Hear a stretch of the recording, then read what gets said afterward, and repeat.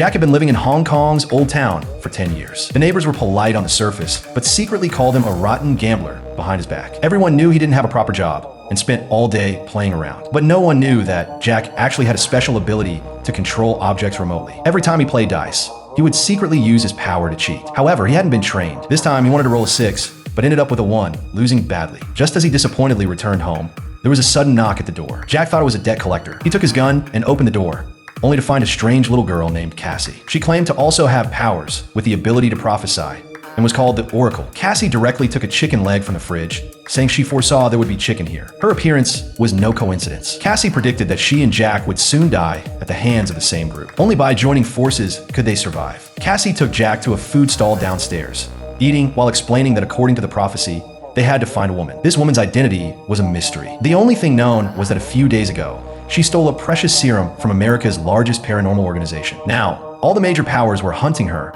especially a powerful psychic family. The two had only walked a few steps when they were blocked by several psychics. The other side's female Oracle foresaw that Jack would be with that woman and immediately confronted him about her whereabouts. The two sides didn't see eye to eye and a fierce conflict erupted. Jack was confused but triggered his ability, emitting a powerful shockwave that directly blasted the two psychics in front of him. Jack and Cassie quickly turned to run, but were attacked by a man emitting a deafening sound wave, instantly assaulting the entire street. The glass of countless fish tanks instantly shattered. The sound wave vibrations on the street were like an explosion, making everything chaotic. This was the attack method of a sonic boomer, carrying destructive power. Although Jack and Cassie ran with all their might, they were still pursued by the powerful sound waves. They were finally washed to the street by water from a large fish tank. Just as the two sonic boomers and the female Oracle approached, Jack was tortured by a roaring sound. To protect Cassie, he strained to use his object control ability to move her away, but was severely injured by the power of the sound waves and fell to the ground. Just as Jack's life was hanging by a thread,